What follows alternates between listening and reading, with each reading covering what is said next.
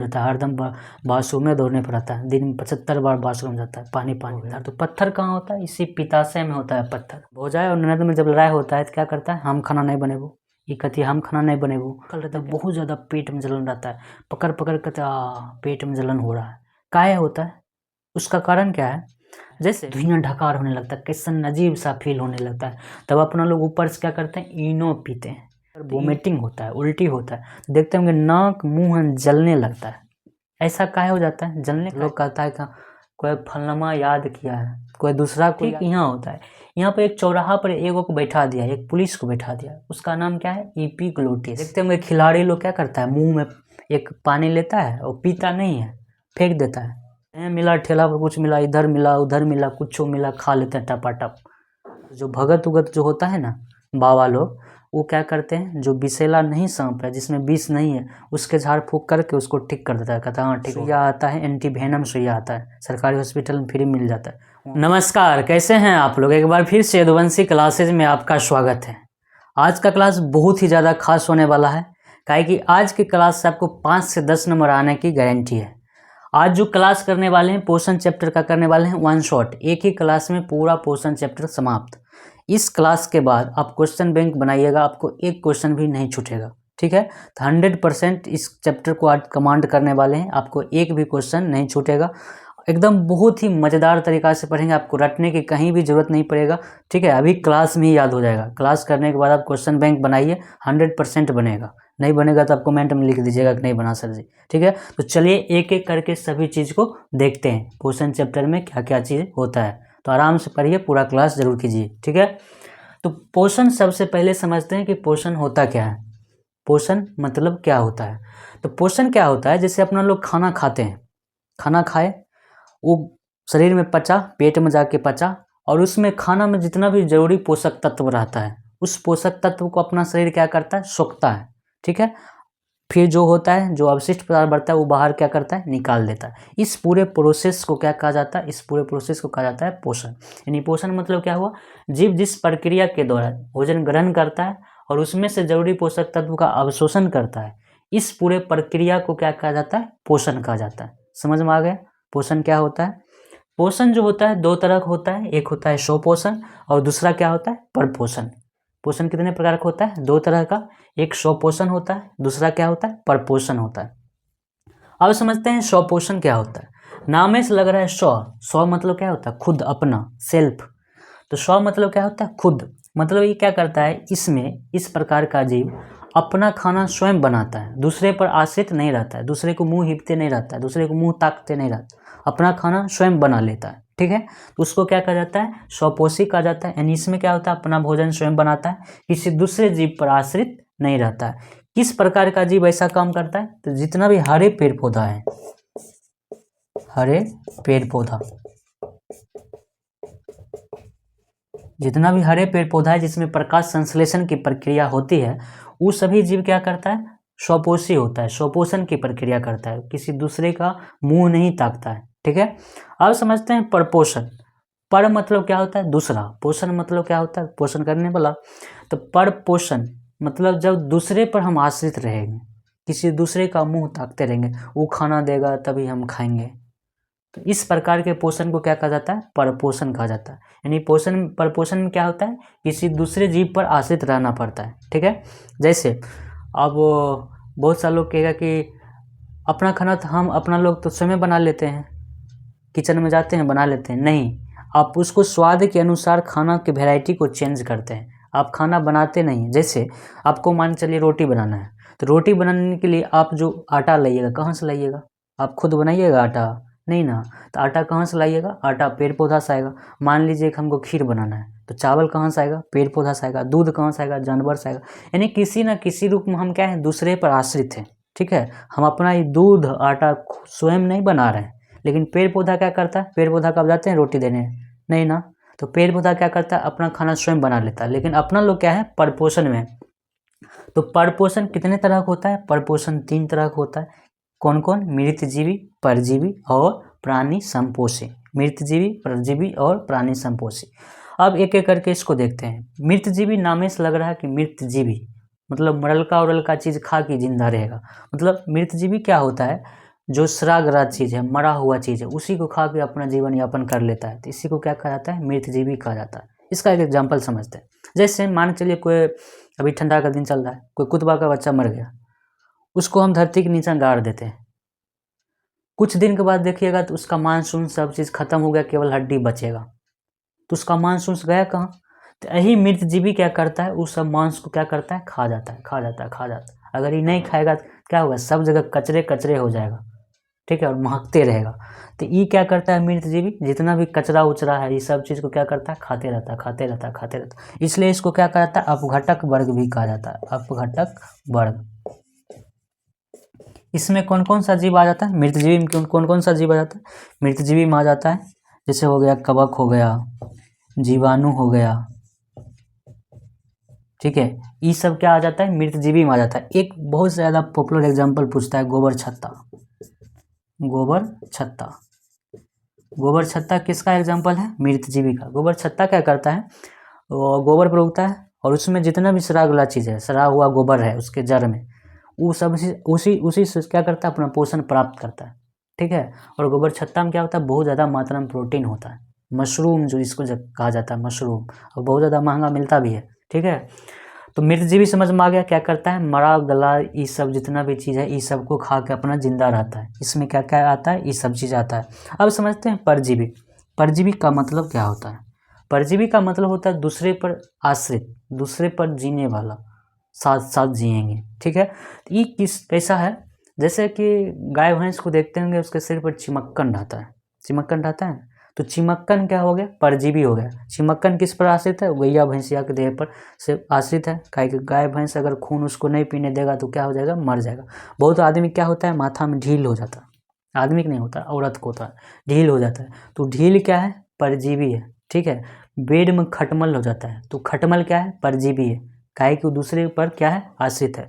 तो परजीवी किसे कहा जाता है? जो दूसरे पर आश्रित हो, डायरेक्ट रूप से क्या हो? दूसरे पर आश्रित हो, उसे क्या कहा जाता है? परजीवी कहा जाता है। एग्जाम्पल में क्या हो जाएगा? खटमल हो गया, जू हो गया, ये सब किसका एग्जाम्पल है? परजीवी का एग्जाम्पल, ठीक है। अब समझते हैं प्राणी समपोषी। प्राणी समपोषी क्या होता है, ठीक है। तो प्राणी समपोषी क्या होता है? इसमें जो जीव है तरल या ठोस के रूप में खाना खाता है। इसका मतलब समझते हैं। अगर जीव या तो ठोस के रूप में खाना खाए या पानी के रूप में खाना खाए, लेकिन खाना खाए, तो उसको क्या कहा जाता है? प्राणी समपोषी जीव कहा जाता है। जैसे अपना लोग या तो दूध पी लेते हैं तो तरल हो गया, या तो रोटी भात खा लेते हैं तो क्या हो गया? ठोस हो गया। तो ये अपना लोग क्या करते हैं? तरल या ठोस के रूप में खाना खाते हैं। तो अपना लोग कौन सा एग्जाम्पल मांगे? प्राणी समपोषी मांगे। समझ में आया? गैया भैंसिया कौन सा एग्जाम्पल मांगेगा? प्राणी समपोषी मांगेगा। काहे कि गैया भैंसिया भी क्या करती है? ठोस के रूप में खाना खाती है, तरल के रूप में खाना खाती है। तो जो जीव तरल या ठोस के रूप में खाना खाता है उसको क्या कहा जाता है? प्राणी समपोषी कहा जाता है। प्राणी समपोषी का एग्जाम्पल क्या हो जाएगा? मनुष्य हो जाएगा, मनुष्य हो जाएगा, जानवर हो जाएगा, जितना भी बड़का जानवर है सब हो जाएगा, ठीक है। अमीबा भी हो जाएगा। अमीबा भी क्या करता है? छोटा मोटा जो होता है जीव, उसको पकड़ उकड़ के क्या करता है? खा लेता है, नहीं ठोस रूप में रहता है। तो अमीबा हो गया। ये सब किसका एग्जाम्पल है? प्राणी समपोषी का एग्जाम्पल है। तो अब इस प्रकार से हम लोग पोषण के बारे में मोटा मोटी समझ गए। अब मेनली पढ़ना किसके बारे में है? मेनली पढ़ना है मनुष्य में पाचन कैसे होता है उसके बारे में पढ़ना है, और पेड़ पौधे में किस प्रकार से पोषण होता है उसके बारे में पढ़ना है। तो पहले मनुष्य के बारे में पढ़ते हैं, उसके बाद पेड़ पौधा के बारे में पढ़ेंगे, तब अमीबा के बारे में पढ़ेंगे। इस तीनों के बारे में पूरा डिटेल से पढ़ना है, ठीक है। तो पहले मनुष्य के बारे में पढ़ते हैं कि मनुष्य में किस प्रकार से पाचन होता है। जब रोटी भात खाते हैं कहाँ जाता है, कैसे जाता है, कैसे टूटता है, कैसे पचता है, कौन सा एंजाइम पचाता है, तो पूरा डिटेल से पढ़ने वाले हैं। बहुत ही मज़ेदार चैप्टर है, इसलिए आप लोग आराम से पढ़िए, ठीक है, कोई दिक्कत नहीं है। तो चलिए इसको पहले मिटाते हैं। अगर आपको इसका PDF चाहिए तो आपको टेलीग्राम चैनल पर मिल जाएगा, फ्री में मिल जाएगा, इसलिए टेंशन लेने की ज़रूरत नहीं है, ठीक है। तो इसको पहले मिटाते हैं। चलिए अब मनुष्य का पाचन तंत्र देखते हैं कि अपना लोग में कैसे पाचन होता है, कौन कौन सा अंग है, किस प्रकार का पाचन तंत्र है। तो सबसे पहले अपना लोग खाना कहाँ लेते हैं? मुंह में लेते हैं। यानी जो पाचन तंत्र का जो पहला भाग है कौन सा है? मुंह है। मुंह में हमको क्या क्या होता है? दांत होता है, जीभ होता है और लार ग्रंथि होता है, ठीक है। तो सबसे पहले दांत के बारे में पढ़ते हैं। तो दांत के बारे में ऐसे ज़्यादा कुछ पूछा नहीं जाता है, वन शॉट वीडियो है इसलिए बहुत ज़्यादा स्पीड में पढ़ेंगे, ठीक है। अगर इसको पूरा डिटेल से पढ़ना है तब आपको एक जो नॉर्मल क्लास करवाए हैं, 4-5 क्लास करवाए हैं पोषण क्लास में, उसमें ज़्यादा डिटेल से बताएं, ठीक है। तो अभी स्पीड में खींचेंगे। तो दांत जो होता है, दांत का जो नीचे वाला भाग होता है, मूसरा के जो नीचे वाला भाग होता है उसको क्या कहा जाता है, जड़ कहा जाता है। कुछ दांत देखिएगा अगर ध्यान से, तो दांत क्या होता है, मूसरा के नीचे होता है, तो नीचे वाला भाग को क्या कहा जाता है, जड़ कहा जाता है। और जो मूसरा के ऊपर रहता है, जो मसूरा के ऊपर रहता है उसको क्या कहा जाता है, उसको कहा जाता है सिर कहा जाता है, ठीक है। इससे एक क्वेश्चन ज़्यादा पूछता है, कहा जाता है दांत का जो उजरका वाला भाग है, जो उजरका चमकता है, उस उजरका वाला भाग को क्या कहा जाता है, उस उजरका वाला भाग को कहा जाता है इनामेल। क्या कहा जाता है, इनामेल। उजला वाला भाग को क्या कहा जाता है, इनामेल कहा जाता है, ठीक है। अगर छू के देखिएगा तो इनामेल कठोर होता है कि मुलायम होता है, तो अगर छू के देखिएगा तो क्या होता है, कठोर होता है, ठीक है। अगर मुलायम रहेगा तो फिर दिक्कत है, तो क्या रहता है, कठोर रहता है।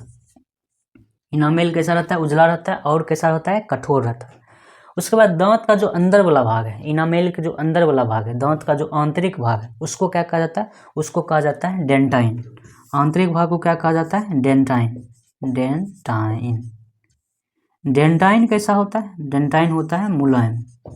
डेंटाइन कैसा होता है, मुलायम होता है। और इसका रंग कैसा होता है, हल्का सा पीला होता है, हल्का पीला रंग का होता है। क्वेश्चन पूछेगा जो इनामेल होता है वो कठोर होता है कि मुलायम होता है, तो कठोर होता है। दांत का जो सबसे बाहरी भाग है, जो उजरका वाला भाग है, उसको क्या कहा जाता है, इनामेल कहा जाता है। जो अंदर वाला भाग है उसको क्या कहा जाता है, डेंटाइन कहा जाता है। डेंटाइन कैसा होता है, मुलायम होता है। और इसका रंग कैसा होता है, इसका रंग हल्का पीला होता है, ठीक है। तो दांत के बारे में क्लियर हो गया। दांत ही में पढ़ना है इंसीजर, कैनाइन, मोलर, प्रीमोलर, इस सब के बारे में पढ़ना है। तो अगला जो 4 गो दांत दिख रहा है, ये 4 गो दांत को क्या कहा जाता है, इंसीजर कहा जाता है। इंसीजर का काम क्या होता है, काटना। ये भी क्वेश्चन एक पूछा है कि इंसीजर का काम क्या होता है, काटना। इंसीजर चाकू की तरह होता है, उसका काम क्या होता है, काटना। और इंसीजर के बगल में होता है नुकीला दांत, उसको कहा जाता है कैनाइन, एकदम नुकीला दांत। और नुकीला चीज़ का काम क्या होता है, चीरना फाड़ना, ठीक है। तो कैनाइन का काम होता है चीरना फाड़ना। तो ये सब ज़्यादा पढ़ना नहीं, अगर आपको डिटेल से पढ़ना है तो आप नॉर्मल क्लास करिए, ठीक है। तो अभी वन शॉट है इसलिए स्पीड में पढ़ेंगे। उसके बाद जीभ के बारे में पढ़ना है, ठीक है। तो जीभ क्या होता है, जीभ मांसपेशी का बना होता है। इसका संख्या कितना होता है, इसका संख्या 1 होता है। क्यों जीभ होता है, 2 थोड़े होता है, तो 1 होता है। इसका काम क्या होता है, इसका काम होता है बोलने में मदद करता है, स्वाद लेने में मदद करता है, खाना में मदद करता है। अगर जीभ नहीं रहेगा तो खाना किधर से उधर कैसे कीजिएगा, नहीं कर पाइएगा। तो क्या करता है, बोलने में मदद करता है, खाने में मदद करता है, स्वाद लेने में मदद करता है, ठीक है। अगर जीभ को बढ़िया से देखिएगा तो जीभ पर एक छोटा सा बिंदी जैसा दिखेगा, उसको क्या कहा जाता है, उसको कहा जाता है स्वाद कलिकाएं। उसको क्या कहा जाता है, स्वाद कलिकाएं। स्वाद कलिकाएं ही स्वाद लेने में मदद करता है, ठीक है। कभी कभी बाराती जाते होंगे या लड़की उड़की देखने के लिए गए होंगे, किसी कुटुमैती में गए होंगे, चाय का सुरसुरा के पी लिए, तो क्या होगा, पक गया होगा, स्वाद कलिकाएं फूल गया होगा। स्वाद कलिका जब फूल जाता है लोलकी वाला, क्या होता है, 2-3 दिन तक स्वाद नहीं आता है, ठीक है। तो लोग कहता है जी पक गयो, जी जल गलो रे। इसका मतलब क्या है, स्वाद कलिकाएं यहाँ जब अति पक जाता है तो स्वाद 2-4 दिन नहीं आता, फिर नॉर्मल हो जाता है, ठीक है। समझ में आया। अब उसके बाद समझते हैं लार ग्रंथि। लार ग्रंथि जो होता है क्या होता है, 6 होता है। 3 को ई साइड होता है, 3 को ई साइड होता है। यानी कितना जोड़ा लार ग्रंथि होता है, 3 जोड़ा। एक जोड़ा में 2 गो, ठीक है। तो 3 जोड़ा होता है, 3 को ई साइड, 3 को ई साइड, यानी कितना होता है, टोटल 6 होता है। जिसमें से सबसे जो बड़का लार ग्रंथि है, सबसे बड़का लार ग्रंथि क्या है, पैरोटिड लार ग्रंथि। सबसे बड़ा लार ग्रंथि पैरोटिड लार ग्रंथि है। सांप में जो जहर का काम करता है, जहर देने का जो काम करता है, जहर देने का काम किसका है, पैरोटिड लार ग्रंथि। इसी ग्रंथि से सांप में जहर निकलता है। सब सांप विषैला नहीं होता है। भारत में लगभग 300-400 प्रकार का सांप पाया जाता है, उसमें से 10-15-20 प्रकार ही का ही सांप विषैला है, और सब क्या है, नॉर्मल है, उसमें जहर होता ही नहीं। तो जो भगत उगत जो होता है ना, बाबा लोग, वो क्या करते हैं, जो विषैला नहीं सांप है, जिसमें विष नहीं है, उसके झाड़ फूँक करके उसको ठीक कर देता है, कहता है हाँ ठीक हो गया। लेकिन जो विषैला सांप है, अगर वो काटता है तो उसमें कहता है तनी देर कर दल हो, तनी सबेरगर रहे थोड़ा तब बचाए लेती हो। तो बाबा उबा के चक्कर में नहीं रहिएगा, जाइएगा, एक सुइया आता है, एंटी वेनम सुइया आता है, सरकारी हॉस्पिटल में फ्री मिल जाता है, वहाँ पर लगवा लीजिएगा अगर सांप उप काटेगा, ठीक है। बाबा उबा के चक्कर में नहीं रहना है। अगला, लार ग्रंथि से क्या निकलता है, लार ग्रंथि से लार रस निकलता है। लार रस का काम क्या होता है, इसको समझते हैं। कहा जाता है कि हाथ उथ धो के खाना चाहिए, बढ़िया से साबुन से हाथ उथ धो के खाना चाहिए, ताकि जीवाणु कीटाणु हमारे शरीर के अंदर ना जा सके। लेकिन ऐसा अपना लोग करते हैं? नहीं करते हैं। जहाँ मिला ठेला पर कुछ मिला, इधर मिला उधर मिला, कुछ मिला, खा लेते हैं टपाटप। तो इसका मतलब क्या है, जितना भी हम खा रहे हैं हाथ में, जितना भी जीवाणु कीटाणु है सब मुंह के अंदर गया होगा। अगर वो पूरा का पूरा शरीर में चल जाएगा, शरीर पूरा इन्फेक्शन हो जाएगा, दिक्कत हो जाएगा। इसलिए जो भगवान है अपना लोग को बनाने वाले जो हैं, बड़ी सोच समझ के बनाए। उसने क्या किया, लार में एक विशेषता दे दिया, लार रस में एक विशेषता दे दिया। ये क्या करता है, जीवाणु कीटाणु को मार देता है। जितना भी जीवाणु कीटाणु गया, हानिकारक जीवाणु कीटाणु, वो सब को क्या करता है, मार देता है। लार रस का काम क्या होता है, जीवाणु कीटाणु को मारना। ठीक है। उसके बाद जब अपना लोग सूखा रोटी खाते हैं, कुछ देर के बाद देखते हैं चिपचिपा हो जाता है। तो चिपचिपा कौन करता है, यही करता है लार रस। इसका काम दूसरा क्या है, खाना को चिपचिपा भी करता है। ठीक है। उसके बाद एक चीज़ और करता है, खाना में क्या रहता है, कार्बोहाइड्रेट रहता है, प्रोटीन रहता है, वसा रहता है। तो कार्बोहाइड्रेट का पाचन कौन करता है, लार रस। कार्बोहाइड्रेट का पाचन शुरू हो जाता है लार रस।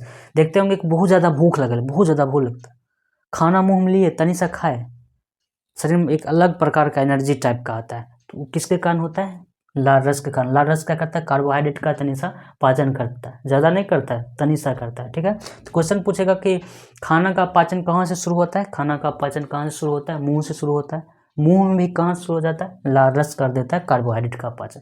ठीक है, समझ में आया। ठीक है। देखते होंगे खिलाड़ी लोग क्या करता है, मुंह में एक पानी लेता है और पीता नहीं है, फेंक देता है। वो ऐसा काहे करता है, तो उसमें क्या रहता है, कार्बोहाइड्रेट की मात्रा रहता है। और जब मुंह में लेता है तो लार रस क्या करता है, कार्बोहाइड्रेट का पाचन करने लगता है। दिमाग को सिग्नल मिल जाता है, हाँ इसको एनर्जी दो, एनर्जी दो। यानी उसके अंदर जो थकान का प्रक्रिया रहता है वो खत्म हो जाता है और उसको एनर्जी मिल जाता है। ठीक है। अब इसके बाद आगे समझते हैं। अभी पढ़ लिए मुंह के बारे में, पूरा पढ़ ली, दांत के बारे में पढ़ ली, जीभ के बारे में पढ़ ली, लार ग्रंथि के बारे में पढ़ ली। अब इसके बाद आगे पढ़ते हैं। जब आग करते हैं तो एक पाइप जैसा दिखता है, उसको कहा जाता है ग्रसनी। ठीक है। तो उसके बाद अब आगे पढ़ते हैं, ग्रसनी के बाद क्या होता है, ग्रासनली होता है, अमाशय होता है, पूरा डिटेल से पढ़ना है। तो इसको मिटाते हैं, ठीक है, तब आगे पढ़ते हैं। मुंह के बारे में पढ़ ली। जब मुंह खोलते हैं, आग करते हैं, तो एक पाइप जैसा दिखता है। उस पाइप का नाम क्या है, इस पाइप का नाम है ग्रसनी। इस पाइप का नाम क्या है, ग्रसनी। जब आग करिएगा तो एक पाइप जैसा दिखेगा, उस पाइप का नाम क्या है, ग्रसनी।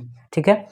ग्रसनी आगे चल के दो भाग में बढ़ जाता है, दो गो पाइप में बढ़ जाता है। एक पाइप हो जाता है ग्रास नली, दूसरा पाइप क्या हो जाता है, श्वास नली। ये हो गया ग्रास नली, ये वाला पाइप ये हो गया ग्रास नली, और ये वाला पाइप क्या हो गया, श्वास नली।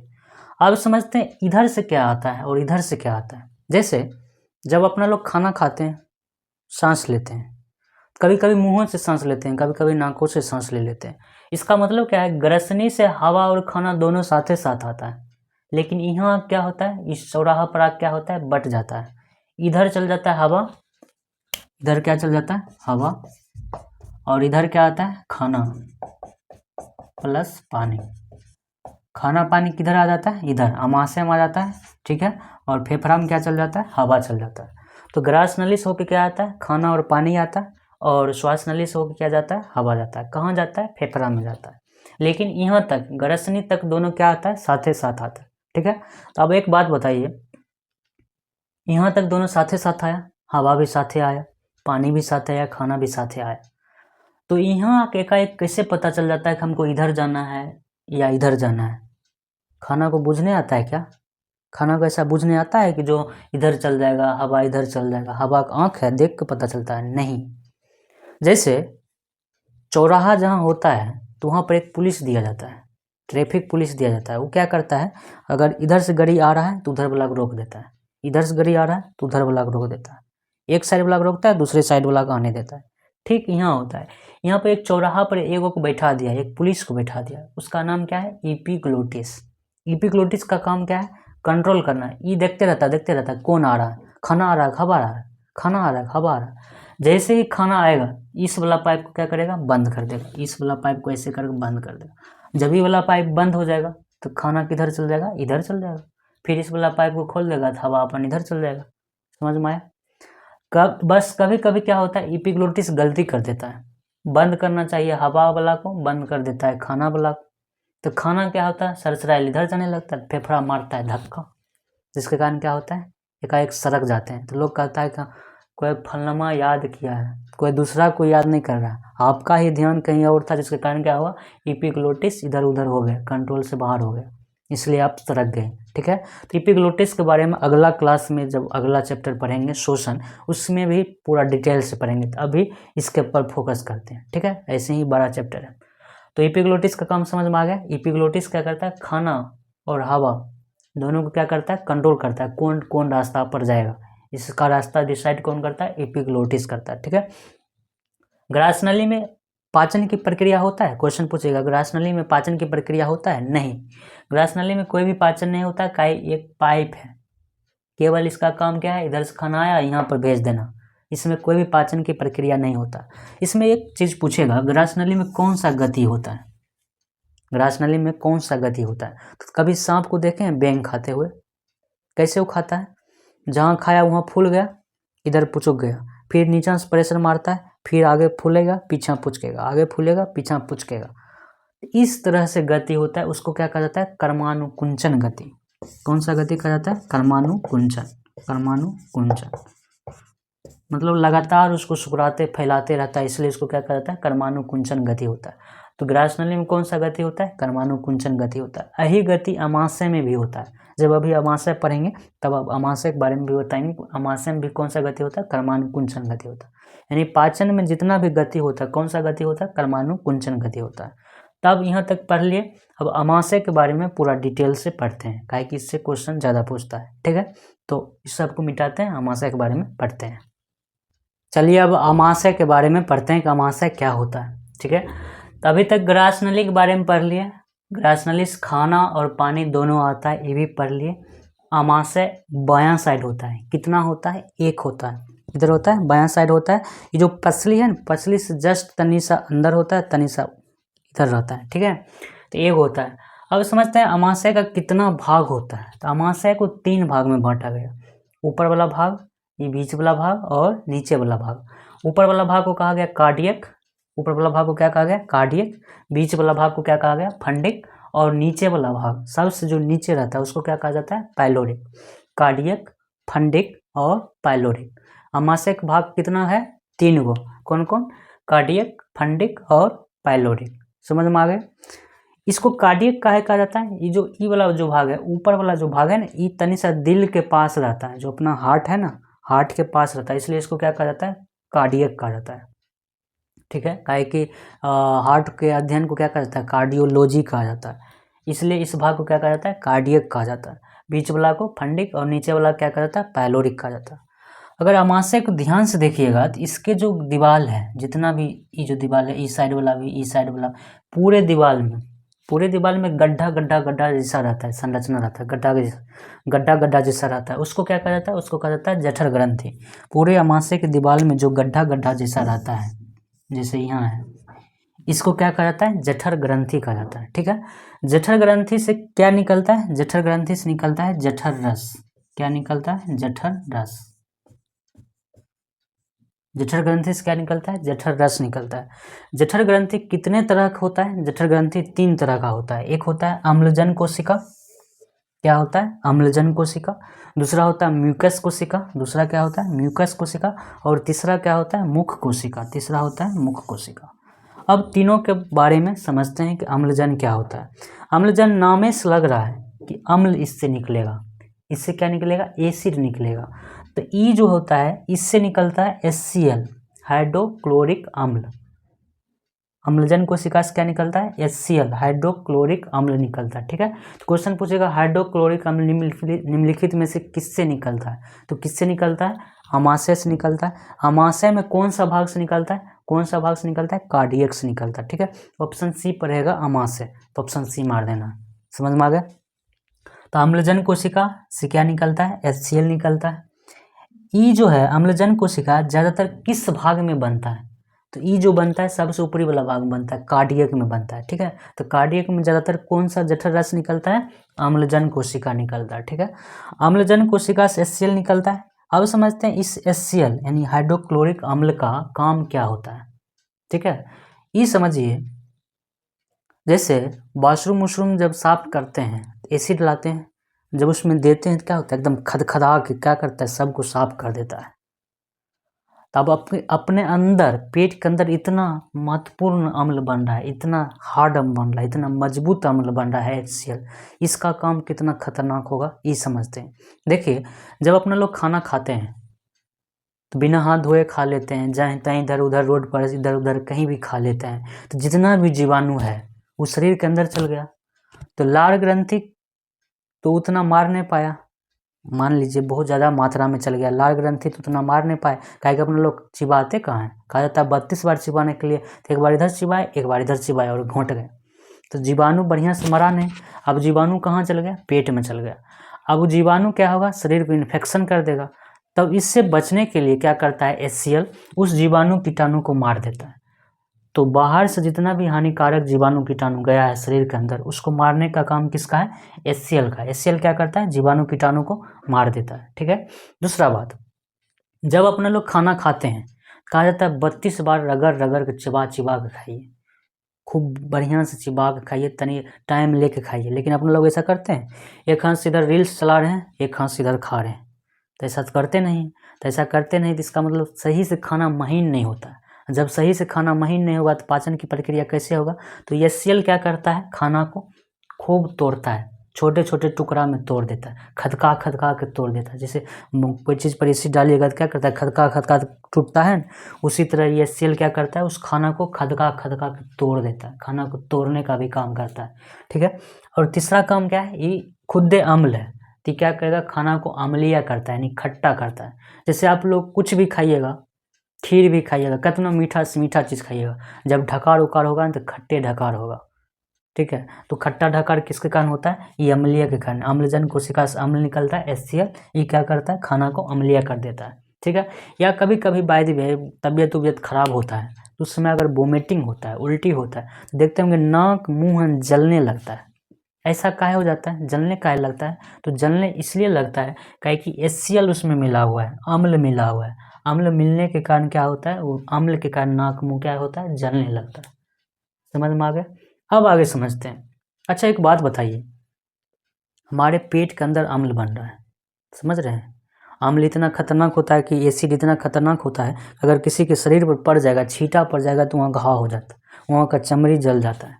हमारे अमाशय के अंदर इतना मात्रा में अम्ल बनता है, वो हम HCl हाइड्रोक्लोरिक अम्ल, इतना खतरनाक अम्ल बन रहा है। तो हमारे अमाशय जो ये है तो मांसक बना है, ऐसा था ना एक लोहा का बनल होगा, तो मांसक जब बनल है, चमड़े का जब बनल है, तो ये गलता काहे नहीं, गल जाना चाहिए। इसके अंदर जो HCl बन रहा है, हाइड्रोक्लोरिक अम्ल बन रहा है, इसके कारण तो ये जल जाना चाहिए, गल जाना चाहिए, इसमें छेद हो जाना चाहिए, लेकिन ऐसा तो होता नहीं है। तो काहे नहीं होता है, उसको समझिए। एक चीज़ पढ़े होंगे केमिस्ट्री में, या नहीं पढ़ें तो इसके बाद जस्ट आप पढ़ेंगे, जब केमिस्ट्री पढ़ने लगेंगे तब बायोलॉजी के बाद, जब अम्ल और क्षार रिएक्शन करता है तो उदासीनीकरण रिएक्शन हो जाता है, उदासीनीकरण अभिक्रिया हो जाता है, एक दूसरे को काट देता है, एक दूसरे के प्रभाव को नष्ट कर देता है। तो क्या बना लेता है, जब अम्ल और क्षार जब रिएक्शन करता है तो क्या बना लेता है, लवण और पानी बना लेता है। उदासीनीकरण अभिक्रिया अगर आप लोग पढ़े होंगे तो उसमें बताया गया होगा। ठीक है, नहीं पढ़े हैं तो बायोलॉजी के बाद केमिस्ट्री जब वन शॉट वीडियो लाएंगे, वन शॉट क्लास करेंगे तब उसमें पढ़ेंगे। तो अम्ल जब क्षार के साथ रिएक्शन करता है क्या बना लेता है, लवण और पानी बना लेता है। ठीक है। यहाँ पे क्या होता है, ई अम्ल है, HCl क्या है, अम्ल है। इसको काटने के लिए म्यूकस कोशिका रहता है। म्यूकस कोशिका क्या रहता है, पूरे अमाशय की दीवार में रहता है, पूरे अमाशय की दीवार, ये नहीं कि एक जगह। अम्लजन कोशिका ज्यादातर कार्डियक वाला भाग में रहता है, ऊपरी वाला भाग में रहता है। ठीक है। लेकिन म्यूकस कोशिका क्या रहता है, पूरे अमाशय की दीवार में रहता है, पूरे अमाशय की दीवार में। और इससे क्या निकलता है, म्यूलिन निकलता है। क्या निकलता है, म्यूलिन, या इसको म्यूकस भी कह सकते हैं। म्यूलिन निकलता है, क्या निकलता है, म्यूलिन निकलता है। ये जो होता है कैसा होता है, क्षारीय होता है। कैसा होता है, क्षारीय होता है। जब क्षारीय होता है तो जैसे ही इसके दीवार में, अमाशय की दीवार में जैसे ही अम्ल सटता है इसको गलाने के लिए, तैसे ही इसको क्या करता है, अम्ल को मारपीट के शांत करता है, लो मारपीट के इसको शांत कर देता है। तो इसका अमाशय का दीवार क्या होता है, गलने से बच जाता है। अगर ई नहीं रहेगा तो क्या होगा, अमाशय का दीवार गल जाएगा। तो ये जो म्यूलिन है ये कैसा होता है, क्षारीय होता है। ये क्या करता है, अमाशय के दीवार को गलने से बचाता है। समझ में आ गया। कभी कभी क्या होता है, ये म्यूलिन कम बनता है और HCl ज़्यादा बन जाता है। तो इसको टेढ़वे नहीं करता है। जब टेढ़वे नहीं करता है तो अमाशय की दीवार गल जाता है, घाव हो जाता है। उस घाव को क्या कहा जाता है? अल्सर कहा जाता है। ठीक है, इसी को पेप्टिक अल्सर भी कहा जाता है। क्वेश्चन पूछेगा अमाशय की दीवार में जो घाव होता है उस घाव को क्या कहा जाता है? उस घाव को कहा जाता है अल्सर कहा जाता है। ठीक है, उस घाव को क्या कहा जाता है? उस घाव को कहा जाता है अल्सर। काहे होता है? म्यूलिन कम बना होगा और ये ज़्यादा बन गया होगा, जिसके कारण क्या हो गया होगा? इसमें छेद हो गया होगा।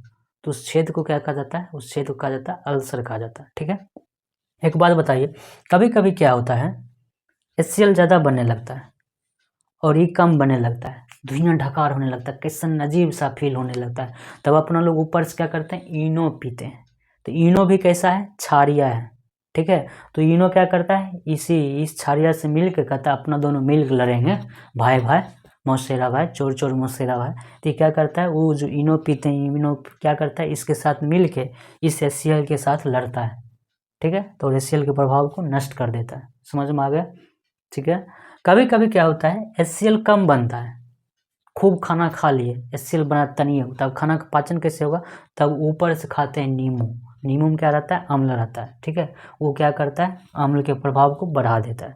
जब बढ़ाती उड़ाती जाते हैं खाना वाना खूब कैसे जब बफ सिस्टम में खा लेते हैं, देखते होंगे नींबू आदमी खोजता है और नींबू एक्स्ट्रा गाड़ के खाता है। का है? ये अम्ल के प्रभाव को बढ़ाने के लिए। ऐसे ज़्यादा नहीं खाना चाहिए, नहीं शरीर का आदत लग जाएगा तो HCl कम बनेगा। ठीक है, तो HCl का काम समझ में आ गया।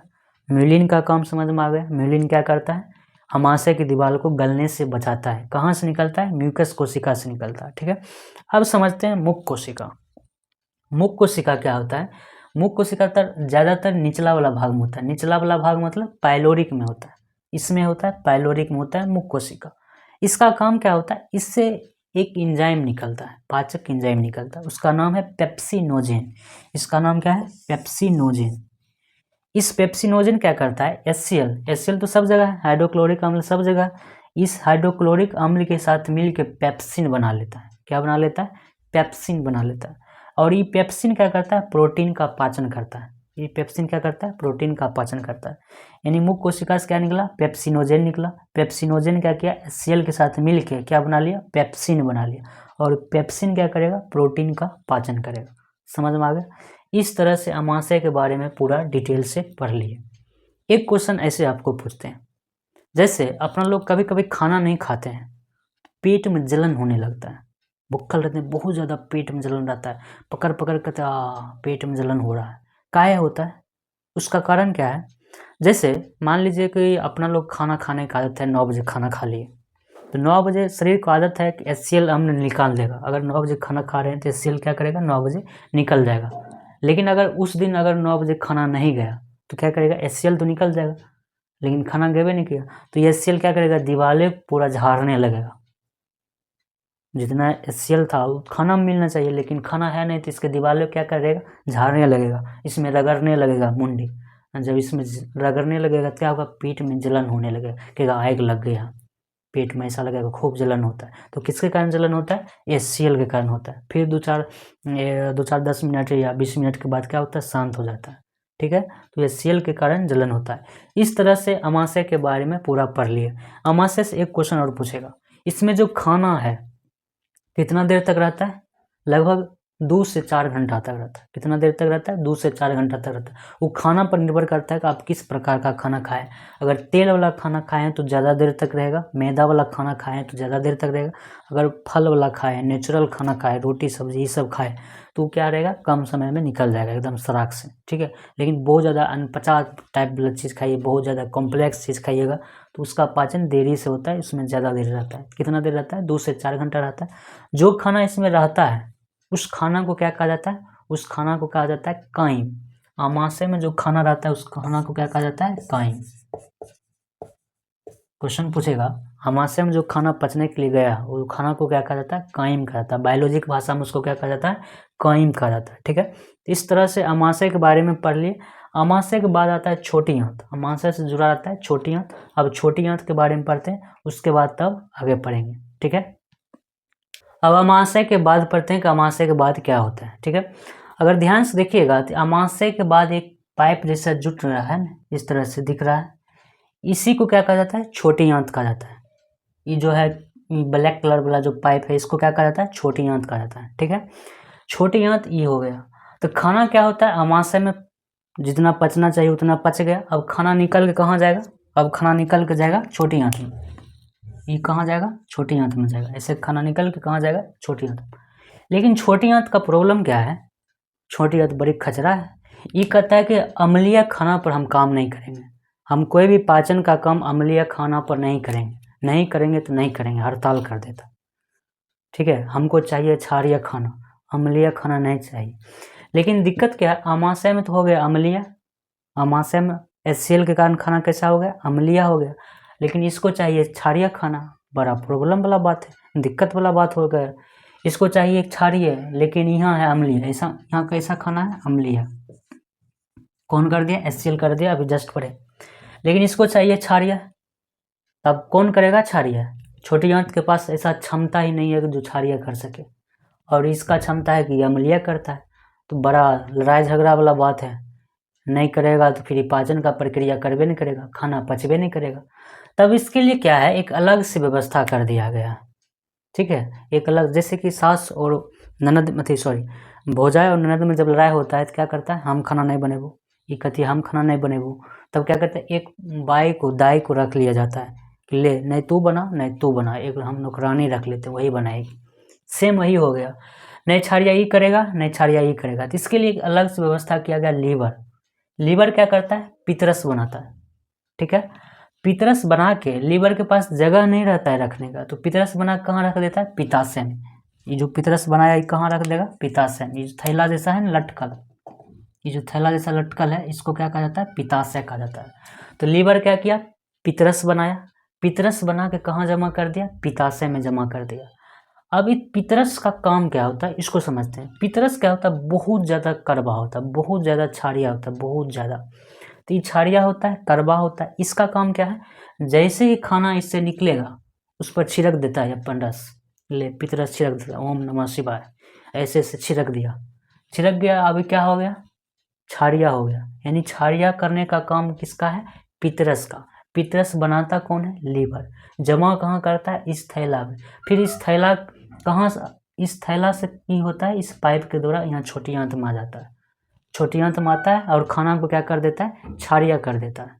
इतना कड़वा होता है, इतना कड़वा होता है, इसको ऐसे समझिए, इतना कड़वा होता है जैसे कि कभी बकरा उकरा जब कटवाए होंगे, जब उसका मीट खरीदने गए होंगे तो उसका पहले से पित्ताशय काट के हटा देता है, इतना कैप्सूल जैसा होता है, उसको काट के हटा देता है। नहीं तो क्या होगा, अगर वो गलती से कट के पड़ गया, मीट पर पड़ गया तो पूरा मीट खराब हो जाएगा, कितना धोइएगा फिर ठीक नहीं होगा। उसी तरह मुर्गा में भी होता है, मुर्गा में भी क्या होता है, इतना कैप्सूल जैसा रहता है, उसको पहले से काट के हटा दिया जाता है। अगर वो गलती से पड़ गया पूरा चिकन खराब, कितना धोइएगा तैयो कठिन लगेगा, बहुत ज़्यादा कड़वा होता है, बहुत ज़्यादा कड़वा। ठीक है, तो पितरस कैसा होता है, बहुत ज़्यादा कड़वा होता है, क्षारीय होता है। जैसे ही कड़वा हुआ तो क्षारीय हो जाएगा। इसका काम क्या होता है, खाना को क्षारीय करना। ये जमा कहाँ होता है, पित्ताशय में होता है। ठीक है, कभी कभी सुने होंगे कि पत्थर हो गया है, इंग्लिश में इसको गॉल ब्लेडर कहा जाता है। पित्ताशय क्या कहता है, गॉल ब्लेडर। कभी कभी सुने होंगे कि फलमा पेट में पत्थर हो गया, तो पत्थर कहाँ होता है, इसी पित्ताशय में होता है पत्थर। कहाँ होता है पत्थर, इस पित्ताशय में पत्थर होता है। क्यों होता है इसको समझिए। इसका काम क्या है, पितरस बनाना, क्षारीय करता है खाना को। ये क्या करता है, पितरस बना बना के पित्ताशय में जमा करता है। ये आशा ही होता है कि उधर से खाना आएगा और यहाँ हम क्या करेंगे, उसको क्षारीय करेंगे, छिड़क छिड़क के, फूल छिटक छिटक के क्या करेंगे, क्षारीय करेंगे। लेकिन जब कभी कभी क्या होता है, लोग सही टाइम पर नहीं खाता है। आज खाया 1 बजे, कल खाया 9 बजे, परसों खाया 10 बजे, तरसों खाया 3 बजे। मतलब कुछ टाइम नहीं है, फिक्स टाइम नहीं है। जब टाइम फिक्स नहीं है, कभी खाया इतनी को, कभी खाया तय, कभी इतनी को, कोनो दिन खेबे नहीं किया, तो क्या होता है, इसको कन्फ्यूजन हो जाता है, ये पित्ताशय को कन्फ्यूजन हो जाता है। तो ये क्या करता है, पितरस को जमा करके रखता है, कखनी कत्या खा ले तो पता नहीं चलता, इसलिए क्या करता है, पितरस को जमा करके रखता है। जब पितरस को जमा करके रखने लगता है तो अगर इसका उपयोग नहीं हुआ, पितरस का उपयोग नहीं हुआ, तो क्या होता है, वही धीरे धीरे पत्थर का रूप ले लेता है। धीरे धीरे एक मांस जैसा बन जाता है, जिलेटिन जैसा बन जाता है, उसको क्या कहा जाता है, पत्थर कहा जाता है। ठीक है, तो डॉक्टर क्या करता है, इस पूरे पित्ताशय को ही काट के हटा दिया जाता है। जब पत्थर हो जाता है तो इसका इलाज ऑपरेशन है, इसको क्या करता है, डॉक्टर काट के हटा देता है। और ई वाला जो पाइप है, इस पाइप को डायरेक्ट लीवर से जोड़ दिया जाता है, ऐसे करके जोड़ दिया जाता है। तब क्या हुआ, लीवर पितरस बनाया और डायरेक्ट छोटी आंत में आ गया, यानी रखने का अब जगह नहीं बचा, यानी पित्ताशय नहीं बचा। इसलिए जिसको ई पथरी वाला ऑपरेशन हो जाता है ना, जिसका पित्ताशय में पत्थर है, उसको कहा जाता है आप फिक्स टाइम पर खाइएगा। अगर फिक्स टाइम पर नहीं खाइएगा तो आपका खाना नहीं पचेगा। काहे कहा जाता है, काहे कि लीवर क्या करता है, फिक्स टाइम पर खाना बनाता पितरस भेजता है। अगर फिक्स टाइम पर खाना नहीं खाएगा तो क्या होगा, पितरस इधर उधर भेज देगा, कभी भेज देगा, जिसका काम नहीं होगा, खाना क्षारीय नहीं होगा, खाना क्षारीय नहीं होगा तो क्या होगा, खाना पचेगा नहीं। इसमें एक क्वेश्चन पूछेगा पाइसीकरण। पाइसीकरण से आप क्या समझते हैं, ये क्या होता है? जैसे ही अपने लोग तेल वाला चीज़ खाते हैं, वसा वाला चीज़ खाते हैं, तो वसा वाला चीज़ को क्या करता है, ये पितरस उसको तोड़ देता है। वसा वाला चीज़ को क्या करता है, तोड़ देता है। तेल को क्या करता है, तोड़ देता है। इसी प्रक्रिया को क्या कहा जाता है, पाइसीकरण कहा जाता है। यानी पाइसीकरण क्या हो गया, वसा वाला खाद्य पदार्थ को पितरस तोड़ देता है। इस प्रक्रिया को क्या कहा जाता है, पाइसीकरण कहा जाता है। ठीक है, अगर पितरस नहीं बनेगा तो वसा वाला चीज़ यानी तेल पक चीज़ तनियोग नहीं पचेगा। अगर तेल पक चीज़ यानी तेल वाला चीज़, डल्टा वाला चीज़, घी वाला चीज़ अगर नहीं पच रहा है, इसका मतलब क्या होगा, पितरस सही से आपका काम नहीं कर रहा है। समझ में आ गया? अब इसके बाद आगे समझते हैं। ठीक है, इसके बाद क्या होता है, खाना जैसे ही आगे बढ़ता है छोटी आंत में, तो छोटी आंत में एक और हेल्पर रहता है। उस हेल्पर का नाम क्या है, अग्नाशय। अग्नाशय, ठीक है, अग्नाशय किधर रहता है, बायां साइड रहता है, गजरा जैसा रहता है। ठीक है, तो गाजर के आकार में रहता है, अग्नाशय बायां साइड होता है। लीवर किधर रहता है, दाहिना साइड रहता है। ठीक है, अब समझते हैं अग्नाशय का काम क्या है। अग्नाशय से निकलता है पाचक रस। पाचक रस निकल के इस पाइप के द्वारा फिर कहाँ चल जाता है, छोटी आंत में चल जाता है। पाचक रस कितने प्रकार का निकलता है, 3 प्रकार का निकलता है। पहला निकलता है लाइपेज, इमाइलेज, ट्रिप्सिन। इसका अगर शॉर्ट फॉर्म देखा जाए तो क्या होता है, लेट। लाइपेज, इमाइलेज और ट्रिप्सिन। ठीक है, लाइपेज, इमाइलेज और ट्रिप्सिन। लाइपेज का काम क्या होता है, लाइपेज का काम क्या होता है, लॉस से लसलसा। बसा जो होता है लसलसा होता है। जितना भी बसा वाला सामान खाइएगा, बसा वाला चीज़ खाइएगा, वो सब लसलसा होता है, एकदम लसर लसर जैसे करता है। जैसे तेल लसर लसर करता है, डाल्टा लसर लसर करता है। तो लसलसा चीज़ का पाचन कौन करता है, लाइपेज। यानी ये क्या करता है, बसा का पाचन करता है। लाइपेज क्या करता है, बसा का पाचन करता है। इमाइलेज क्या करता है, कार्बोहाइड्रेट का पाचन करता है। उस खाना में जितना भी कार्बोहाइड्रेट होता है, उस कार्बोहाइड्रेट का पाचन कौन करता है, इमाइलेज करता है। और ट्रिप्सिन क्या करता है, प्रोटीन का पाचन करता है। ठीक है, अगर ध्यान से देखिएगा तो अमाशय में निकलता था पेप्सिन। पेप्सिन क्या करता था, प्रोटीन का पाचन करता था। तो जितना भी प्रोटीन का पाचन करने वाला रहेगा, सब में लास्ट में सीन लगा रहेगा। क्या लगा रहेगा, सीन लगा रहेगा। तो ट्रिप्सिन क्या करता है, प्रोटीन का पाचन करता है। ठीक है, इस तरह से अपन लोग लीवर का काम समझ गए और अग्नाशय का काम समझ गए। अब समझते हैं छोटी आंत का काम क्या होता है। अभी तक इतना दूर ही जगह है, इतने दूर यहाँ तक आए। अब इसके बाद आगे समझते हैं कि आगे क्या क्या चीज़ होता है। शुरुआती में क्या कर दिया, क्षारीय कर दिया। उसके बाद ये क्या कर दिया, अपना पाचक रस दे दिया। अब खाना क्या होगा, पचते रहेगा पचते रहेगा। तो अब आगे समझते हैं क्या क्या होता है। इसको तनी मिटाते हैं जगह बनाने के लिए। ठीक है, चलिए अब छोटी आंत पढ़ते हैं। छोटी आंत क्या होता है, कैसे काम करता है। ठीक है, छोटी आंत क्या होता है, यहाँ से जॉइंट हो गया छोटी आंत, यहाँ तक आ गया छोटी आंत। छोटी आंत बहुत ज़्यादा लंबा होता है। जब बकरा उकरा कटवाते होंगे, देखते होंगे जब उसका छोटी आंत जब निकालते होंगे तो बहुत बड़ा निकलता है, अचौनी पोचौनी जिसको आप लोग कहते हैं। ठीक है, तो छोटी आंत बहुत बड़ा होता है। छोटी आंत की लंबाई कितना होता है, लगभग 6 से 7 मीटर होता है, बहुत ज़्यादा। 1 मीटर इतना होता है, समझ जाइए कितना होगा, लगभग 6-7 कदम होता है। ठीक है, तो 6 से 7 मीटर होता है। छोटी आंत का कितना भाग है, 3 भाग। छोटी आंत को 3 भाग में बांटा गया। पहला भाग है ग्रहणी, दूसरा भाग है जेजुनम, तीसरा भाग है इलियम। पहला भाग क्या है, ग्रहणी, जेजुनम, इलियम। ये वाला जो पहला भाग है इसको क्या कहा जाता है, ग्रहणी। ये बीच वाला भाग को क्या कहा जाता है, ग्रहणी, इलियम और सॉरी जेजुनम। और लास्ट वाला भाग को क्या कहा जाता है, इलियम कहा जाता है। ठीक है, तो ग्रहणी, जेजुनम और इलियम। अब समझते हैं ग्रहणी का काम क्या होता है, जेजुनम का काम क्या होता है और इलियम का काम क्या होता है। तो ग्रहणी जो होता है छोटी आंत का सबसे पहला भाग है, पहले भाग ना, पहला भाग है। ये क्या होता है, अमाशय से जुड़ा रहता है। ये अमाशय से जुड़ा हुआ है ना, तो अमाशय से जुड़ा रहता है। ठीक है, यहाँ पर अगर ध्यान से देखिएगा तो लीवर क्या कर रहा था, खाना को क्षारीय कर रहा था। लीवर यहीं पर ना खाना क्षारीय कर रहा था, हाँ यहीं पर कर रहा था क्षारीय। तो यहाँ पर क्या होता है, खाना क्षारीय होता है। इससे पहले खाना यहाँ अम्लीय था, यहीं पर खाना क्या हुआ, क्षारीय हुआ। तो यहाँ पर खाना क्या होता है, क्षारीय होता है। अब समझते हैं मध्य वाला भाग, बीच वाला भाग में क्या होता है। बीच वाला भाग को क्या कहा जाता है, जेजुनम कहा जाता है। जेजुनम में क्या होता है, जगह जगह पर गड्ढा गड्ढा जैसा रहता है, इस तरह से गड्ढा गड्ढा गड्ढा गड्ढा रहता है, इसको कहा जाता है आंत्र ग्रंथि। जिस तरह से इसमें ग्रंथि था ना, इसको क्या कहा गया था, जठर ग्रंथि। उसी तरह से इसमें भी होता है, छोटी आंत में भी होता है, उसको क्या कहा जाता है, आंत्र ग्रंथि। गड्ढा गड्ढा रहता है, उसको क्या कहा जाता है, आंत्र ग्रंथि। आंत्र ग्रंथि से क्या निकलता है, आंत्र ग्रंथि से निकलता है आंत्र रस। आंत्र ग्रंथि से क्या निकलता है, आंत्र रस निकलता है। आंत्र ग्रंथि से क्या निकलता है, आंत्र रस निकलता है। आंत्र रस में क्या निकलता है, इरेप्सिन निकलता है। आंत्र रस में क्या निकलता है, इरेप्सिन निकलता है। इरेप्सिन का काम क्या होता है, प्रोटीन का पाचन करना। यानी प्रोटीन का जो पाचन है ना, एक जगह में नहीं होता है, 3 जगह में होता है। 3 जगह में कहाँ कहाँ होता है, एक जगह तो यहाँ होता है, अमाशय करता है, किसके द्वारा, पेप्सिन के द्वारा। एक जगह ये अग्नाशय के द्वारा होता है, किसके द्वारा, ट्रिप्सिन के द्वारा। और एक जगह छोटी आंत यहाँ करता है, किसके द्वारा, इरेप्सिन के द्वारा। तो जो ये प्रोटीन है, प्रोटीन का पाचन जल्दी होता नहीं है, प्रोटीन बहुत देर से पचता है, ठीक है। तो प्रोटीन क्या होता है, बहुत देरी से पचता है, 3 जगह में पचता है। तो यहाँ क्या करता है, इरेप्सिन प्रोटीन का पाचन करता है। समझ में आ गया। अब अगला भाग समझते हैं इलियम का। इलियम जो होता है सबसे लास्ट वाला भाग है, ये जो है सबसे लास्ट वाला भाग, इसको क्या कहा जाता है, इलियम कहा जाता है। इलियम जो होता है सबसे बड़ा भाग है। छोटी आंत का जो सबसे बड़ा भाग है कौन सा है, इलियम। और सबसे छोटा भाग कौन सा है, जेजुनम, ठीक है।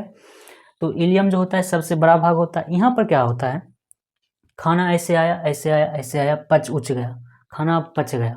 अब उसमें जितना भी जरूरी पोषक तत्व होगा, जितना भी विटामिन होगा, जितना भी खनिज लवण होगा, जितना भी जरूरी पोषक तत्व है, वो सब को अब क्या करेगा, अवशोषित करेगा। जितना भी है उस सब का अवशोषण करेगा।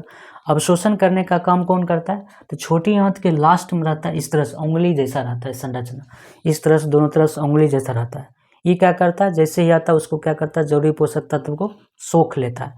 तो इसको क्या कहा जाता है, जो उंगली जैसा संरचना रहता है, उंगली जैसा जो रहता है, उसको क्या कहा जाता है, भिल्ली कहा जाता है। इस भिल्ली का काम क्या है, खाना का अवशोषण करना। इस भिल्ली का काम क्या है, इस भिल्ली का काम है खाना का अवशोषण करना। खाना में जितना भी जरूरी पोषक तत्व है, जितना भी विटामिन है, जितना भी खनिज लवण है, इस सब को क्या करता है, ये भिल्ली सोख लेता है।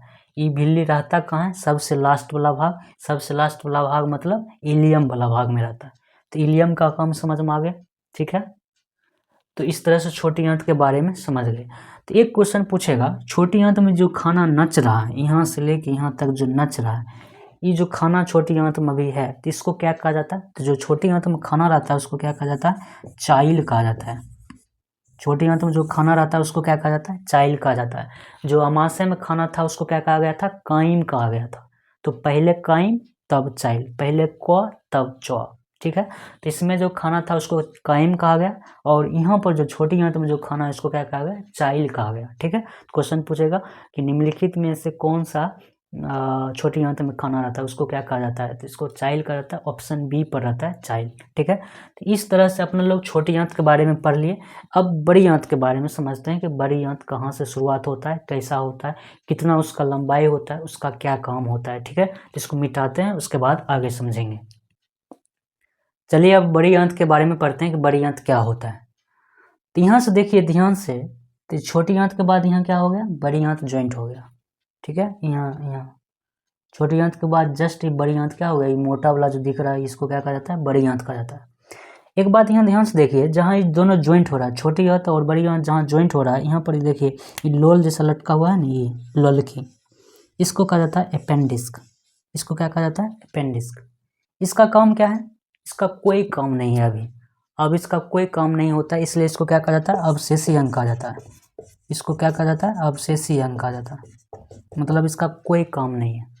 ये करता क्या है, तो ऐसे लटकल रहता है। लेकिन कभी कभी क्या करता है, इसको ऑपरेशन करके निकालना पड़ता है। सुने होंगे किसी किसी के अप्रेंटिस का ऑपरेशन हो गया, क्यों कराना पड़ता है, तो इसलिए कराना पड़ता है, कभी कभी क्या होता है, खाना का टुकड़ा इसमें चल जाता है। जब खाना का टुकड़ा इसमें चल जाएगा तो खाना सड़ेगा। जब सड़ेगा तो इसके मांस को क्या करता है, सड़ाने लगता है। जब सड़ाने लगता है तो क्या होता है, यहाँ बहुत ज़्यादा दर्द करता है, इसलिए इसको काट के क्या करता है, हटाना पड़ता है। तो इसका होने का पहला कारण क्या है, खाना का टुकड़ा फंस गया। दूसरा कारण, मान चलिए इसमें चोट लग गया। जब इसमें चोट लग जाएगा तो क्या हो जाएगा, फूल जाएगा, नहीं सूजन हो जाएगा। जब इसमें सूजन हो जाएगा तो अगर सूजन होले रह गया तो क्या होगा, धीरे धीरे इसमें रिंग भर जाएगा और पकने लगेगा, तब भी बहुत ज़्यादा दर्द करेगा, तो इसको काट के हटाना पड़ेगा। या टाइट बेल्ट पहनना, उसमें ठोकर लगेगा, इसके कारण भी हो सकता है। यानी इसमें इन्फेक्शन होने से क्या हो जाता है, अपेंडिक्स फूलने लगता है, सड़ने लगता है, तब इसको काट के हटाना पड़ता है। इसलिए लोग कहते हैं कि इसको अपेंडिक्स का ऑपरेशन हुआ था। अपेंडिक्स का ऑपरेशन मतलब इसको काट के हटा देना, ठीक है। इसको काट के हटा भी देंगे तो कोई फर्क पड़ने वाला है नहीं, कहे कि कोई काम का है नहीं, अवशेषी अंग है, ठीक है। इसके बाद आगे देखते हैं, यहाँ से क्या शुरू हो गया, बड़ी आंत शुरू हो गया। बड़ी आंत का जो टोटल लंबाई होता है कितना होता है, 1.5 मीटर, और छोटी आंत का लंबाई कितना होता है, 6 से 7 मीटर। अगर ध्यान से देखिएगा तो लंबा ये है छोटी आंत, ये क्या है, छोटा है, ये जहाँ 6 से 7 मीटर है, ये 1.5 मीटर है, तो इसको बड़ी आंत और इसको छोटी आंत काहे कहा जाता है। तो बड़ी आंत का जो पाइप होता है मोटगर होता है, इसलिए इसको क्या कहा जाता है, बड़ी आंत कहा जाता है। लेकिन छोटी आंत का जो पाइप होता है पतला होता है, इसलिए उसको क्या कहा जाता है, छोटी आंत कहा जाता है, ठीक है। तो बड़ी आंत का जो पाइप होता है मोटगर होता है, इसलिए इसको क्या कहा जाता है, बड़ी आंत कहा जाता है। लेकिन इसका लंबाई क्या होता है, छोट होता है। बड़ी आंत का लंबाई कितना होता है, 1.5 मीटर होता है, ठीक है। बड़ी आंत का जो होता है 2 भाग होता है। बड़ी आंत का कितना भाग होता है, 2 भाग होता है। एक होता है कोलन, एक होता है मलाशय। यहाँ से लेके यहाँ तक, यहाँ से यहाँ तक जो दिख रहा है, ये जो मटका वाला पाइप है, इसको क्या कहा जाता है, कोलन कहा जाता है। और यहाँ पर जो दिख रहा है ये, इसको क्या कहा जाता है, मलाशय कहा जाता है। तो पहले कोलन का काम समझते हैं, उसके बाद मलाशय का काम समझेंगे। कोलन क्या होता है, अभी तक अपना लोग पढ़े कि खाना का पाचन हुआ है, खाना में जितना पोषक तत्व था उसका अवशोषण हुआ, लेकिन पानी का अवशोषण हुआ है ये अभी तक नहीं पढ़े। तो पानी का जो अवशोषण होने का काम करता है, पानी का अवशोषण कौन करता है, यही बड़ी आंत। बड़ी आंत में कौन करता है, कोलन करता है। कोलन का काम क्या होता है, पानी का अवशोषण करना। जितना भी अपना लोग पानी पीते हैं उस पानी को अवशोषण करने का काम कौन करता है, बड़ी आंत। बड़ी आंत में कौन, कोलन, ठीक है। तो बड़ी आंत का काम क्या होता है, पानी का अवशोषण करना। कभी कभी क्या होता है, बड़ी आंत में इन्फेक्शन हो जाता है, पानी का अवशोषण नहीं कर पाता, तब वो क्या होता है, उसको एक बीमारी हो जाता है, उसको क्या कहा जाता है, अतिसार, डायरिया हो गया, ठीक है। पानी पानी हो जाता है, हरदम बाथरूम में दौड़ने पर रहता है, दिन में 75 बार बाथरूम जाता है, पानी पानी धड़धड़ाग, ठीक है। तो डायरिया में क्या होता है, बड़ी आंत में इन्फेक्शन हो जाता है, तब वो पानी का अवशोषण करना बंद कर देता है। जब पानी का अवशोषण करना छोड़ देता है तो क्या हो जाता है, बीमारी हो जाता है, डायरिया, ठीक है। पहले के ज़माना में डायरिया से बहुत लोग मरता था, लेकिन अब इसका इलाज आ गया है, अब नहीं मरता है। तो डायरिया होता क्या है, गंदा खाना खाने से, गंदा पानी पीने से क्या होता है, बड़ी आंत में इन्फेक्शन हो जाता है, ठीक है। इसका एक काम और होता है, अपना लोग कुछ खाते हैं तो पीले रंग निकलता है, ऐसा काहे हो जाता है, काहे कि इसमें होता है बिलिरुबिन। बिलिरुबिन क्या करता है, उसमें पीला रंग दे देता है, ठीक है। जिसका एक काम क्या होता है, बिलिरुबिन का पीला रंग देना। कहाँ होता है, कोलिन में ही होता है, ठीक है। इसके बाद आप मलाशय का काम कर समझते हैं। तो जितना भी अनपचा पदार्थ था, जितना भी जो खाना खाए पचा, उसमें जरूरी पोषक तत्व था, शरीर सोख भी लिया, छोटी आंत सोख भी लिया। अब जितना भी अनपचा पदार्थ है, अब उसका शरीर की जरूरत है ना, वो अब बाहर निकलेगा। तो बाहर हमेशा निकलते रहेगा नहीं ना, तो टाइम टाइम पर निकलेगा। तो टाइम टाइम पर निकलेगा तो इसके लिए क्या रहता है, यहाँ पर आग जमा होते रहता है। वो अनपचा पदार्थ कहाँ रहता है, यहाँ पर आग जमा होते रहता है। उसको क्या कहा जाता है, उसको कहा जाता है मलाशय। यानी मलाशय में आग क्या होता है, वो जमा होते रहता है, और टाइम टाइम पर 2-4-5 घंटा सुबह शाम जाकर उसको क्या करते हैं, बाहर निकाल देते हैं, ठीक है। तो इस तरह से कोलन का काम समझ में आ गया, मलाशय का काम समझ में आ गया। ये मल द्वार है, इसी के रास्ते क्या होता है, मल बाहर निकल जाता है, ठीक है। एक बीमारी होता है बवासीर, उसमें क्या होता है, यहाँ पर कौन सा अंग प्रभावित होता है, मलाशय। बवासीर में कौन सा अंग प्रभावित होता है, मलाशय। काहे होता है, जब सही टाइम पर वॉशरूम नहीं जाता, बहुत आदमी दो 3 दिन नहीं जाता है, आज गया कल नहीं गया, परसों गया तरसों नहीं गया, तब क्या होता है, वो सड़ने लगता है, जो मल है सड़ने लगता है, तो यहाँ के मांस को सड़ा देता है। जब यहाँ का मांस सड़ जाता है तो वही क्या होता है, बड़ा कष्ट देता है, बड़ा दुख देता है, बहुत दर्द करता है, ठीक है। बवासीर में कौन सा अंग प्रभावित होता है, मलाशय प्रभावित होता है। क्यों होता है, इसके कारण होता है। एक क्वेश्चन पूछेगा, जो शाकाहारी जीव है उसमें छोटी आंत की लंबाई बड़ा काहे होता है। काहे कि जो शाकाहारी जीव है वो खाना बहुत ज़्यादा खाता है, इसलिए उसमें आंत की लंबाई क्या होता है, बड़ा होता है। जैसे जिस लंबाई का बाघ है उसी लंबाई का कोई दूसरा शाकाहारी जीव लीजिए तो बाघ इतनी खाना खाएगा, लेकिन जो शाकाहारी जीव है वो इतना खाता है। जैसे गैया हम देखते हैं 3-3 छिट्टा खाती है, जो भैंसा उसा है 10-10 छिट्टा खाता है। तो शाकाहारी जीव जो होता है वो खाना ज़्यादा खाता है, इसलिए उसकी छोटी आंत की लंबाई क्या होता है, बड़ा होता है। समझ में आ गया। इस तरह से अपना लोग मनुष्य में जो पाचन होता है पूरा तरह से पढ़ लिए। मुंह से लेके बड़ी आंत तक पूरा बढ़िया से पढ़ लिए। अब इसके बाद क्या करना है, अब इसके बाद आपको क्वेश्चन बैंक बनाना है। क्वेश्चन बैंक से आपको एक को क्वेश्चन नहीं छूटेगा, आप लोग बना कर ट्राई कीजिएगा, ठीक है। इसके बाद आप देखते हैं पौधे में किस तरह से पोषण होता है, पौधे के बारे में पढ़ते हैं, उसके बाद तब चैप्टर समाप्त हो जाएगा बिल्कुल, ठीक है। पढ़ते हैं तब पेड़ पौधा में किस तरह से पोषण होता है, वह किस प्रकार से खाना बनाता है, किस प्रकार से खाना खाता है, उसके बारे में समझते हैं। अपना लोग के बारे में तो पढ़ लिए। तो पेड़ पौधा में कैसा पोषण होता है, स्वपोषण होता है, मतलब वो अपना खाना स्वयं बनाता है, स्वयं ऊपर कर लेता है, किसी दूसरे पर मोहताज नहीं रहता है। तो जिस प्रक्रिया के द्वारा वह खाना बनाता है उस प्रक्रिया को क्या कहा जाता है, प्रकाश संश्लेषण। जिस प्रक्रिया के द्वारा खाना बनाता है उसको क्या कहा जाता है, प्रकाश संश्लेषण। प्रकाश संश्लेषण यानी खाना बनाने की जो प्रक्रिया है कहाँ होता है, ये प्रकाश संश्लेषण की प्रक्रिया कहाँ होता है, पत्ता में होता है। कौन सा पत्ता में होता है, हरा पत्ता में होता है, ठीक है। तो जहाँ जहाँ हरा वाला भाग है वहाँ वहाँ क्या होता है, प्रकाश संश्लेषण की प्रक्रिया होता है। प्रकाश संश्लेषण की प्रक्रिया के लिए क्या चीज़ की जरूरत होता है, प्रकाश संश्लेषण के लिए पहला चीज़ की जरूरत होता है जल और खनिज लवण। पानी चाहिए और खनिज लवण चाहिए। ये जो पानी और खनिज लवण है ये कहाँ से ऊपर करता है, कहाँ से लाता है, ये लाता है जड़ से। कहाँ से लाता है, ये जल और खनिज लवण कहाँ से लाता है, जड़ से लाता है। पत्ता रहता है छिपी पर, पानी रहता है नीचा में, तो यहाँ से वहाँ तक ले जाने के लिए कुछ न कुछ तो चाहिए। तो कुछ न कुछ क्या रहता है, तो जो देखिएगा अगर उसके जड़ को देखिएगा तो जड़ में क्या रहता है, पतला पतला सा बाल रहता है, ऐसे रोम जैसा रहता है, ठीक है। तो उसको क्या कहा जाता है, मूल रोम कहा जाता है। पतला पतला सा जो बाल रहता है उसके जड़ में उसको क्या कहा जाता है, मूल रोम कहा जाता है। ये मूल रोम क्या करता है, पानी और खनिज लवण को सोख लेता है। सोख के किसको दे देता है, जाइलम को दे देता है। एक पाइप जैसा रहता है उसको क्या कहा जाता है, जाइलम कहा जाता है।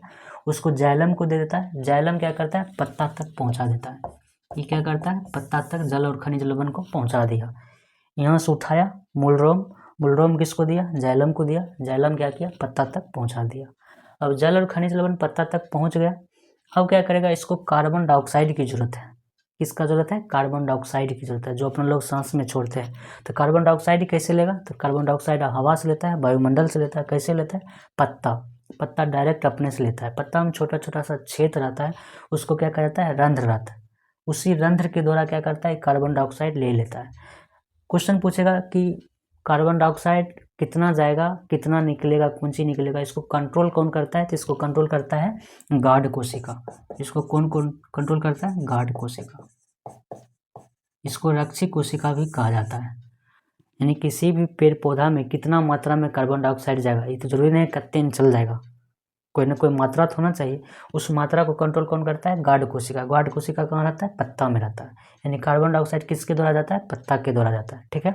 और क्या चीज़ की जरूरत पड़ता है, सूर्य प्रकाश का होना जरूरी है। बिना सूर्य के प्रकाश के खाना नहीं बना सकता है, सूर्य प्रकाश का होना जरूरी है। और क्लोरोफिल का होना जरूरी है। क्लोरोफिल मतलब क्या, पत्ता हरा होना चाहिए।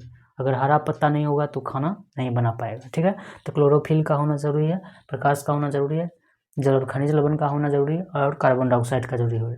इतना चीज़ अगर उसके किचन में पहुंच गया तो क्या करेगा, खाना बना देगा। उसका किचन क्या होता है, हरा पत्ता होता है, ठीक है। अब समझते हैं जो खाना बनाता है तो कैसे बनाता है और क्या बनता है वो देखते हैं। तो पहले क्या लिया, जल लिया। जल का फार्मूला क्या होता है, H2O होता है। क्या लिया, कार्बन डाइऑक्साइड लिया, ठीक है। कार्बन डाइऑक्साइड और जल लिया, उसके बाद क्या बना दिया, ग्लूकोज बना लिया। ग्लूकोज का फार्मूला क्या होता है, C6H12O6, ग्लूकोज बना दिया। उसके बाद ऑक्सीजन को छोड़ दिया। जो पेड़ पौधा सुनते होंगे ऑक्सीजन छोड़ता है, तो ये ऑक्सीजन छोड़ दिया और क्या हुआ, पानी निकाल दिया, ठीक है। पानी निकल जाएगा, ये पानी क्या होगा, वाष्प के रूप में बाहर निकल जाएगा। अगर आप ध्यान से समझिएगा तो जल लिया, कार्बन डाइऑक्साइड लिया, इसके रिएक्शन के बाद क्या किया, ग्लूकोज बनाया और ऑक्सीजन बनाया और कार्बन डाइऑक्साइड बनाया। अब समझते हैं ये 12, 6 ये सब काहे लिखे हैं, ये बताता है कि कितना अणु लिया है। जैसे 12 अणु कौन सी लिया, जल लिया। 6 अणु क्या लिया, कार्बन डाइऑक्साइड लिया। तो ग्लूकोज कितना अणु बना, एक अणु बना। कितना मात्रा में ऑक्सीजन निकला, 6 गो अणु निकला किसका, ऑक्सीजन का, और 6 गो अणु निकला पानी का, ठीक है। तो ये कभी कभी क्या करता है, इस समीकरण 2 नंबरिया में पूछ देता है, इसलिए आप याद रख लीजिएगा। सिंपल सा याद रखिएगा, जल कार्बन डाइऑक्साइड जब रिएक्शन करता है तो ग्लूकोज बनता है, ऑक्सीजन बनता है और पानी बनता है। सम क्या करना है, एक पानी में 12 लगा देना और सम में 6 लगा देना, और एगो ग्लूकोज को कुछ नहीं लगाना। सम में 6 लगा देना है, पानी में 12 लगा देना और ग्लूकोज को क्या करना, छोड़ देना। इस तरह से अपना लोग क्या कर लिए, रिएक्शन पढ़ लिए, प्रकाश संश्लेषण की पूरा प्रक्रिया पढ़ लिए, पेड़ पौधा में किस तरह से प्रकाश संश्लेषण की क्रिया होता है पूरा पढ़ लिए। ठीक है, इस चैप्टर को पूरा कंप्लीट तरीका से पढ़ लिए, पूरा तरीका से पढ़ लिए। अगर आप इस चैप्टर में आपको कोई भी डाउट है, क्वेश्चन बैंक बनाइएगा। अगर आपको कोई भी डाउट है, कोई भी प्रॉब्लम है, कोई भी दिक्कत है तो आप कमेंट करिए, हम उसको सॉल्व करने की कोशिश करेंगे। ठीक है, अगर इस क्लास का आपको पीडीएफ चाहिए, इस क्लास का पूरा इस क्लास नोट्स चाहिए, पीडीएफ चाहिए, क्वेश्चन चाहिए, इंपॉर्टेंट क्वेश्चन चाहिए, तो ये सभी आपको टेलीग्राम चैनल पर मिल जाएगा। टेलीग्राम चैनल का लिंक डिस्क्रिप्शन में, आप वहाँ जाइए, वहाँ से आप लोग फ्री में मिल जाएगा, आपको 1 रुपया भी चार्ज नहीं लिया जाएगा। ठीक है, इसी तरह से हम अगला चैप्टर शोषण का भी 1 शॉट क्लास लेकर आएंगे, तो आप लोग उसको ज़रूर देखिएगा ताकि आपको बढ़िया से बढ़िया नंबर आ जाए। ठीक है, आराम से आ जाएगा, कोई दिक्कत नहीं है। उम्मीद है कि आज के क्लास से आपको बहुत कुछ सीखने के लिए मिला होगा, कुछ नया तरीका से सीखने के लिए मिला होगा, कुछ नया सीखने के लिए मिला होगा। तो आज के लिए इतना ही, मिलते हैं अगले क्लास में, तब तक के लिए जय हिंद, वंदे मातरम।